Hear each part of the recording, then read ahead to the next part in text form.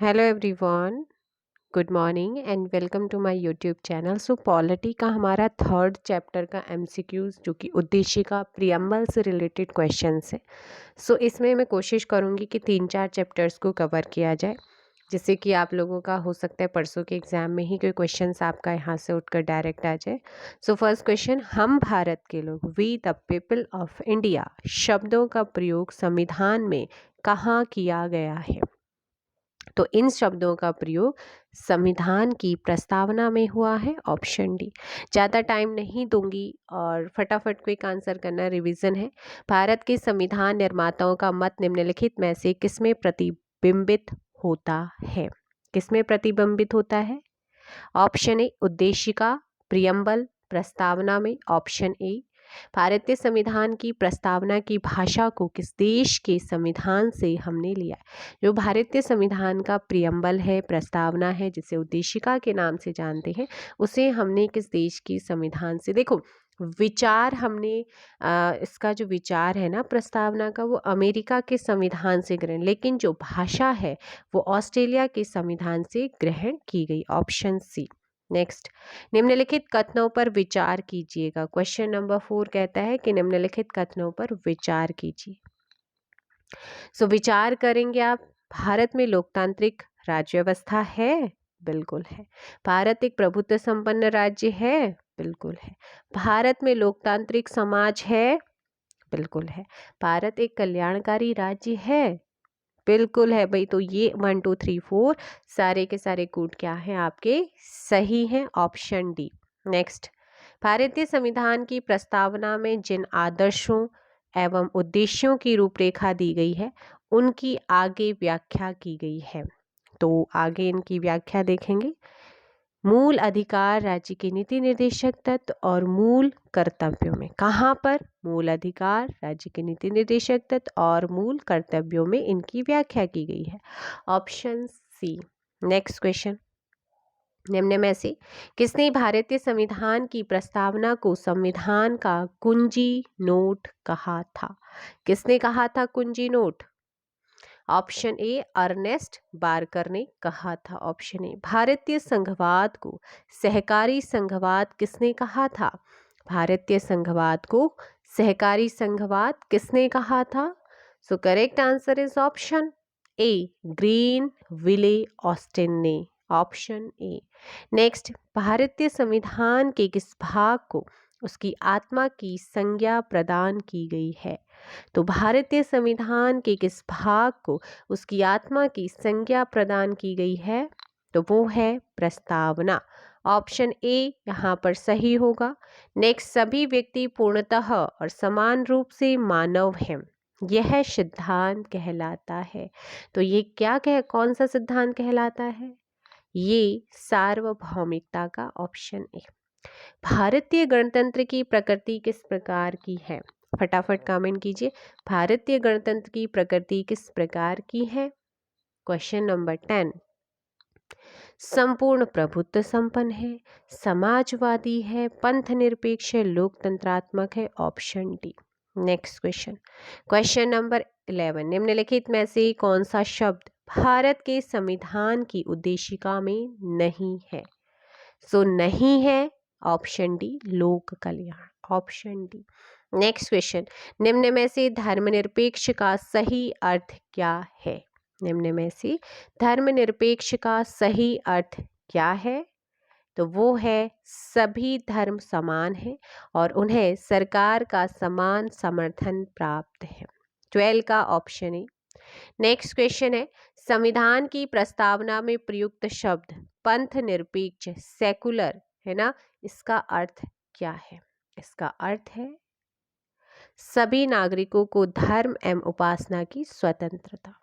भारतीय संविधान के किस भाग में स्पष्ट रूप से घोषणा की गई है कि भारत एक पंथ निरपेक्ष राज्य है?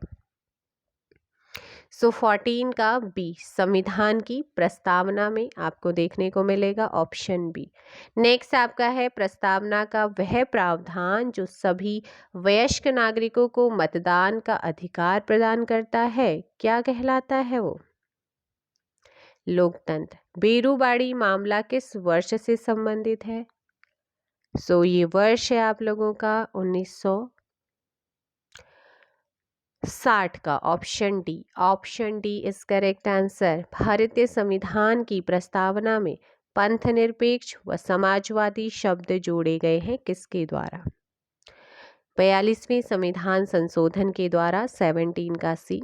नेक्स्ट है, निम्नलिखित उद्देश्यों में से कौन सा एक भारत के संविधान की उद्देशिका में सम्मिलित नहीं है? देखो, विचार की स्वतंत्रता है, अभिव्यक्ति की है, विश्वास की। या आर्थिक स्वतंत्रता आपने पढ़ी है? नहीं, ऑप्शन बी। निम्नलिखित में से कौन सा शब्द भारतीय संविधान की प्रस्तावना में नहीं लिखा है? देखो, संपूर्ण प्रभुत्व संपन्न भी है, समाजवादी भी है, लोकतांत्रिक भी है। क्या आप लोगों का राष्ट्रनिरपेक्ष है? नहीं, ऑप्शन सी। के एम मुंशी का संबंध किससे है? के एम मुंशी का संबंध किससे है? संविधान की प्रारूप समिति से। अब तक भारत के संविधान की उद्देशिका में कितनी बार संशोधन किया जा चुका है? अभी तक एक बार ही संशोधन हुआ है, ऑप्शन ए। भारत के संविधान की उद्देशिका में कितने प्रकार के न्याय की व्यवस्था की गई है?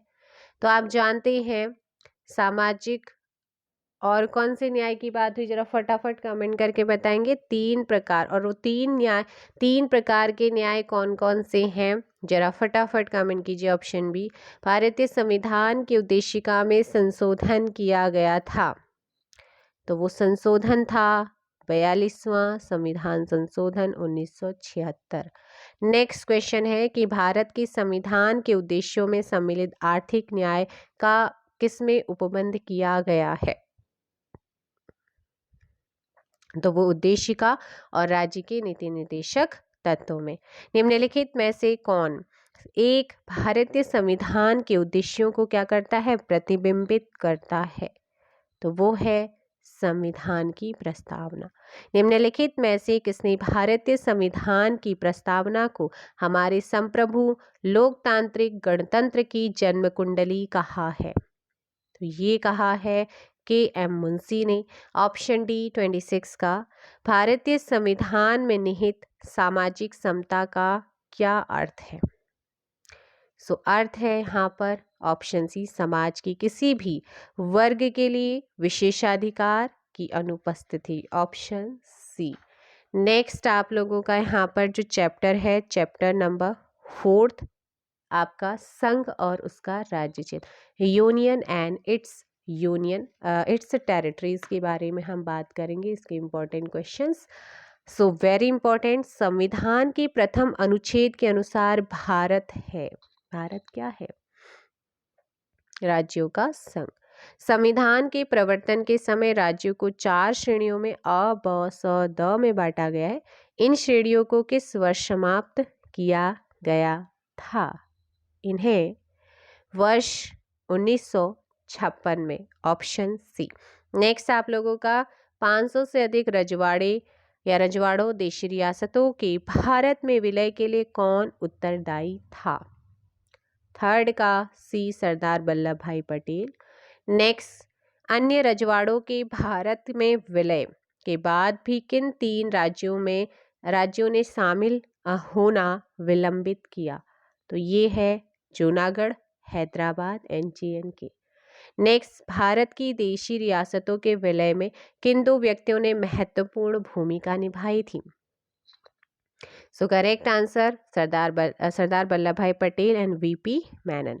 हाल ही में किस राज्य का विशेष राज्य का दर्जा जो है वो समाप्त कर दिया गया है? सो JNK का, ऑप्शन बी, क्योंकि ये यूनियन टेरिटरीज बन चुके हैं। लोकसभा में संघ राज्य क्षेत्रों के लिए कितनी सीटें आरक्षित हैं? सो रिजर्व सीट 20 है, ऑप्शन हो जाएगा ए। नेक्स्ट क्वेश्चन है कि यदि भारतीय संघ में एक नए राज्य का सृजन किया जाना है तो संविधान की किस अनुसूची का संशोधन करना आवश्यक होगा? पहली अनुसूची, ऑप्शन डी। नेक्स्ट क्वेश्चन, राज्य पुनर्गठन आयोग ने 1 नवंबर 1956 को कितने राज्यों तथा संघ राज्यों का गठन किया? है ना? सो correct answer 14 states and 6 union territories. 9 का ऑप्शन ए, नए राज्य के गठन की शक्ति किसमें अंतर्निहित है? ऑप्शन ए, संसद में। देखिएगा, इनका पीडीएफ मैं आप लोगों को प्रोवाइड करा दूंगी, बट आंसर क्योंकि एक जगह नहीं है तो वो आप वीडियोस देख के यहाँ से कर सकते हैं। पीडीएफ आप लोगों को मिल जाएगा। आप लोग बोल भी रहे थे पीडीएफ में डाल दूंगी, लेकिन आंसर्स आप यहाँ से देख सकते हैं। देन उसके बाद आप खुद प्रैक्टिस कीजिए। अब मैंने आंसर्स लगा दिया, फिर आप प्रैक्टिस करने के लिए क्या रहेगा, तो एक बार आप जब वीडियो देख लेते हैं देन उसके बाद पीडीएफ खोलिए और पीडीएफ खोलने के बाद अपने क्वेश्चंस लगाइए, फिर देखिए कि आप लोगों के कितने क्वेश्चंस यहाँ पर सही हो रहे हैं। सो 10 का ऑप्शन क्या हो जाएगा? ए, संसद में। ठीक है, नेक्स्ट क्वेश्चन है, भारत के संविधान के अंतर्गत निम्नलिखित में से किसे राज्यों की सीमाओं को परिवर्तित करने की शक्ति प्राप्त है? सो ये शक्ति है 11 का ऑप्शन डी, संसद को। नेक्स्ट, निम्नलिखित में से किस अनुच्छेद के अंतर्गत भारतीय संसद को नया राज्य बनाने का अधिकार दिया गया है? तो ये अनुच्छेद 3 के तहत। 12 का ऑप्शन सी हो जाएगा। भारत में संघ राज्यों का प्रशासन किसके द्वारा किया जाता है? राष्ट्रपति के द्वारा। किस संविधान संशोधन के द्वारा दिल्ली को राष्ट्रीय राजधानी क्षेत्र का दर्जा प्रदान किया गया है? सो 69वां संविधान संशोधन के द्वारा। 14 का ऑप्शन बी। नेक्स्ट क्वेश्चन आप लोगों का है, निम्नलिखित में से कौन एक नए राज्यों के निर्माण की विधि के लिए संवैधानिक उपबंध नहीं है? एक राज्य संघ राज्य क्षेत्र शामिल कर सकेगा। ऑप्शन डी आपका यहाँ पर, ये उपबंध संवैधानिक नहीं है। नेक्स्ट क्वेश्चन आप लोगों का है, सूची 1 को सूची 2 से आपने मिलान करना है, मैच करना है। सो देखो भाई, नागालैंड की बात करते हैं तो वो हो जाएगा 1963। झारखंड की मैं अगर बात करूं तो आप जानते हैं झारखंड का जो गठन हुआ है वो 2000 में हुआ है, तेलंगाना 2014 में और सिक्किम 1975 में। सो इस प्रकार से ऑप्शन हो जाएगा बी आप लोगों का सही। नेक्स्ट, भारत में एक नया राज्य सृजित करने वाले विधेयक को पारित होना अनिवार्य है संसद में साधारण बहुमत के द्वारा। नेक्स्ट है, निम्नलिखित में से कौन एक भारत संघ का सहयोगी राज्य था जिसे बाद में भारतीय संघ का पूर्ण राज्य बनाया गया? सिक्किम। कावेरी जल विवाद किन राज्यों से संबंधित है? कर्नाटका, तमिलनाडु, पुडुचेरी और केरल। 19 का डी। नेक्स्ट क्वेश्चन है, राज्यों के पुनर्गठन संबंधी विधेयक को संसद में प्रस्तुत करने से पूर्व किसकी सहमति प्राप्त करना आवश्यक होता है? सो 20 का सी, राष्ट्रपति। जून 1948 में गठित राज्य पुनर्गठन आयोग भाषाई आधार समिति के जो अध्यक्ष थे वो कौन थे? तो वो थे एस के धर।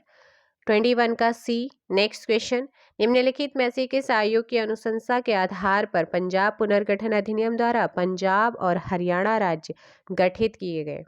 तो वो है धर आयोग। Option A. Next, Sikkim Bharat का 22वां राज्य बना कब, किस संविधान संशोधन के द्वारा? तो ये है 36वां संविधान संशोधन। 23 का ऑप्शन डी। नेक्स्ट आपका, जम्मू कश्मीर का विशेष राज्य का दर्जा कब समाप्त कर दिया गया था? 9 अगस्त 2019 को, आप जानते ही हैं। और 31 अक्टूबर 2019 को जो है यूनियन टेरिटरीज में बढ़ चुके थे। भाषा के आधार पर राज्यों का पुनर्गठन किस वर्ष किया गया? सो 25 का सी, वर्ष 1956। नेक्स्ट क्वेश्चन है कि भाषाई आधार पर सर्वप्रथम किस राज्य का गठन हुआ था? So correct answer is Andhra Pradesh. केंद्र शासित प्रदेशों से संबंधित कौन सा कथन सही नहीं है? तो ध्यान दीजिएगा, सही नहीं है आपसे पूछा है। तो सभी राज्य भारत की संघीय व्यवस्था के सदस्य, ये भी सही। केंद्र शासित प्रदेश केंद्र सरकार के सीधे नियंत्रण में होते, ये भी सही। केंद्र के साथ शक्ति के विभाजन में सहयोगी हैं, ये भी सही। तो यानी कि सारे के सारे कथन सही हैं, कोई भी कथन यहाँ पर गलत नहीं है। नेक्स्ट, वर्ष 1956 में किस संविधान संशोधन के माध्यम से केंद्र शासित प्रदेशों के रूप में पुनर्गठन किया गया था? कौन से संविधान संशोधन के द्वारा? So correct answer option B. 7वां, भारतीय संविधान का कौन सा भाग केंद्र शासित प्रदेशों से रिलेटेड है? सो करेक्ट आंसर क्या हो जाएगा? Option C. नेक्स्ट क्वेश्चन 30 है आप लोगों का। भारतीय संविधान के किन अनुच्छेदों में केंद्र शासित प्रदेश का उल्लेख किया गया है? 30 का आंसर दीजिएगा। Option C 239 to 241। ठीक है, सो 30 का ऑप्शन सी। संविधान के किस अनुच्छेद के अंतर्गत केंद्र शासित प्रदेशों को परिभाषित किया गया है? 31 क्या कहता है? अनुच्छेद 1, ऑप्शन आपका बी। ठीक है, अनुच्छेद 1 ऑप्शन बी। नेक्स्ट है, निम्नलिखित कथनों में से कौन सा एक गलत है? सो गलत की बात करते हैं। दादरा नगर हवेली वर्ष 1954 तक फ्रांसीसी औपनिवेशिक शासन के अंतर्गत थे। ऑप्शन बी, ये आप लोगों का क्या है? गलत है। नेक्स्ट है आप लोगों का 33, निम्नलिखित में से कौन सा संघ राज्य क्षेत्र नहीं है? नहीं है, तो ये नागालैंड हमारा राज्य है, ना कि यूटी। किस केंद्र शासित प्रदेश का स्वयं का हाई कोर्ट है? स्वयं का हाई कोर्ट, तो वो है हमारा दिल्ली। नेक्स्ट, निम्नलिखित में से कौन सा केंद्र शासित प्रदेश तथा उसका गठन वर्ष सुमेलित नहीं है? सो चंडीगढ़। अब आप फाइंड करके बताइए कि चंडीगढ़ का गठन कब हुआ, फटाफट कमेंट कीजिएगा, जिसमें हरियाणा और पंजाब भी बताएंगे साथ में, आप लोग कमेंट ज़रूर कीजिएगा। नेक्स्ट क्वेश्चन आप लोगों का है, क्वेश्चन नंबर है आपका 36, गायब हो रखा है। सो रहने दीजिएगा, हमें नहीं पता क्वेश्चन क्या है। सो नेक्स्ट है, निम्नलिखित में से किस संघ शासित प्रदेश में मंत्री परिषद प्रत्यक्ष रूप से चुनी जाती है? सो correct answer option A, Delhi. केंद्र शासित प्रदेश पुडुचेरी में विधानसभा कब स्थापित की गई? 38 वर्ष 1963। नेक्स्ट क्वेश्चन आप लोगों का यहाँ पर है, वर्तमान में कितने केंद्र शासित प्रदेश हैं जहाँ विधानसभा स्थापित है? जहाँ विधानसभा, तो ऐसे हमारे देखिएगा 3 ऐसे यूनियन टेरिटरीज है, इसमें दिल्ली है, पुडुचेरी है, जम्मू कश्मीर। हालांकि अभी जम्मू कश्मीर में जो है यहाँ पर इलेक्शन नहीं हुए हैं, लेकिन विधानसभा यहाँ पर भी है। ठीक है, तो ये आप यहाँ पर ध्यान दीजिएगा। और इसके बाद आंसर हो जाएगा यहाँ पर 39 का बी। नेक्स्ट, जम्मू कश्मीर और लद्दाख को केंद्र शासित प्रदेश बनाने के निर्णय को किस महापुरुष की जयंती पर लागू किया गया? मैंने अभी नाम लिया था, 31 अक्टूबर 2019। So option A, Sardar Vallabh भाई पटेल। ठीक है, यूनिटी डे, एकता दिवस याद होगा आप लोगों को। किसी राज्य के नाम में परिवर्तन करने का अधिकार निम्नलिखित में से किसको प्राप्त है? संसद को। नेक्स्ट आप लोगों का सूची 1 को सूची 2 से मिलान करना है। सो आंध्र प्रदेश का गठन आपसे पूछा है 1956 में हुआ था। हिमाचल प्रदेश का गठन आपसे पूछा गया है। सो हिमाचल का गठन की अगर बात करते हैं तो वो 1971 में हुआ। हरियाणा की मैं बात करूं तो हरियाणा का 1966 में हुआ। सिक्किम की बात करते हैं तो 1975। और ऑप्शन बी यहाँ पर भी आपका सही होगा। तो एक और चैप्टर आप लोगों का खत्म। देन इसके बाद सिटीजनशिप, नागरिकता की हम यहाँ पर बात करेंगे। इससे रिलेटेड इम्पोर्टेंट क्वेश्चन, भारतीय संविधान में उल्लिखित नागरिकता के प्रावधान किस वर्ष लागू हुए? सो फटाफट कमेंट करो भी, आंसर हो जाएगा 1949 में।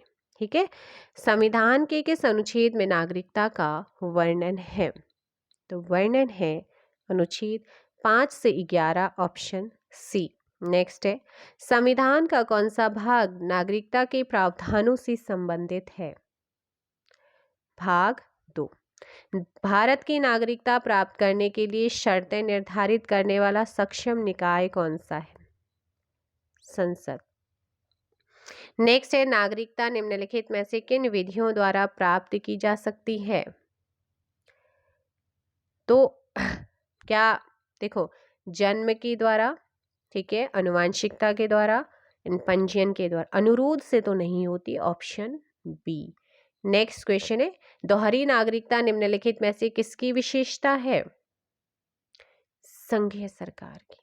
26 नवंबर 1949 को संविधान को अंगीकृत किए जाने के साथ संविधान के कौन से प्रावधान तुरंत लागू कर दिए गए? तो नागरिकता का प्रावधान, चुनाव से रिलेटेड, अंतरिम संसद संबंधी प्रावधान, इनको लागू किया गया था, इसलिए ऑप्शन डी। नेक्स्ट आपका है, किस देश में दोहरी नागरिकता का सिद्धांत स्वीकार किया गया है? संयुक्त राज्य अमेरिका। भारत में कह रही है, कोई व्यक्ति भारतीय नागरिक नहीं होगा यदि वह स्वेच्छा से किसी दूसरे देश की नागरिकता ग्रहण कर ले। नेक्स्ट है, राष्ट्रीय नागरिक रजिस्टर मसौदे एनआरसी ड्राफ्ट का प्रथम संस्करण कब जारी किया गया था? 31 दिसंबर 2017। Option A. नागरिकता संशोधन विधेयक लोकसभा में सर्वप्रथम कब प्रस्तुत किया गया? सो ध्यान रखिएगा, जुलाई 2016 में, 11 का ऑप्शन है। नेक्स्ट क्वेश्चन है, नागरिक संशोधन बिल के अंतर्गत प्रवासियों को नागरिकता किस प्रक्रिया से प्राप्त होगी? तो उन्हें देशीयकरण द्वारा नागरिकता, 12 का बी। नेक्स्ट क्वेश्चन 13 है, निम्न में से किस स्थिति में किसी भारतीय नागरिक की नागरिकता समाप्त हो सकती है? किस स्थिति में? जब वो परित्याग कर दे खुद, वंचित किया जाए, पर्यावसान करने पर, all of these, option D. नागरिकता अधिनियम 1955 में कितनी बार संशोधन हो चुका है? तो ये संशोधन 6 time is correct answer, option B, 6 बार। ठीक है, नेक्स्ट क्वेश्चन आप लोगों का, नागरिकता संशोधन अधिनियम 2019 के अंतर्गत किस तिथि से पूर्व भारत आए लोगों को नागरिकता प्रदान की जाएगी?